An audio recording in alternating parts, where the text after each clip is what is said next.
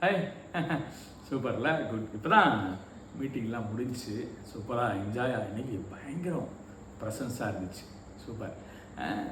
அப்புறம் ஒரு விஷயம் தோணுச்சு, உங்களோட அப்படியே ஷேர் பண்ணிடலான்னு. பாருங்கள் என்னென்னா, ஆமாம், நமக்காக அழ யாருமே இல்லையே, நமக்காக ஒரு ஒருவர் இல்லையே, யாருமே இருக்க மாட்டுறாங்களே. நம்ம அழுகுறோம், நமக்காக ஒருத்தர் யாராவது அழுவுறதுக்கு இருக்கிறாங்களா நம்மளுடைய வேதனைகளை கேட்டு அப்படின்னா. ஆமாம், பைபிளில் பாருங்கள், லாசருக்காக இயேசு கண்ணீர் விட்டார்னு இருக்கு. ஒருத்தனுக்காக கடவுள் கண்ணீர் விட்டார் அப்படின்னு இருக்கு, அழுதார்னு இருக்கு. நான் என்ன சொல்ல வரேன்னா,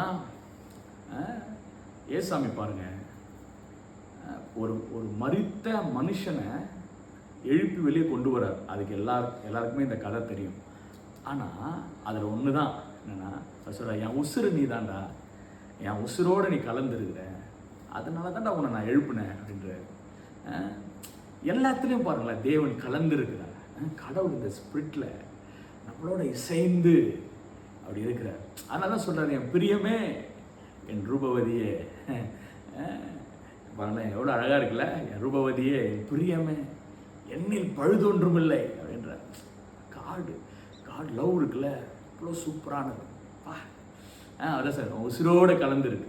அவ்வளோ அப்படி இருக்கு வார்த்தை, என் உசுரோடு கலந்துருக்கு. அதனால் யாரும் நமக்காக இல்லையென்னா என்ன, நமக்காக யாரும் கண்ணீர் விடலன்னு நினைக்காதீங்க. ஏசாமி நமக்காக கண்ணீர் விட்டுட்டு தான் இருக்கிறாரு. உங்கள் பிரச்சனைகள்லாம் தெரியும், கவலையே படாதீங்க. உங்கள் பிரச்சனையை ஒன்றுமே இல்லாத ஆக்க, எப்படி லாசரு மரித்தவன் எழும்பி வெளியே வந்தானோ அதே போல் பிரச்சனை ஒன்றுமே இல்லாமல் மறித்து போய் நீங்கள் எழும்பி வெளியே வருவீங்க, கல்லறையிலேருந்து வெளியே வருவீங்க. Okay, super. God bless you.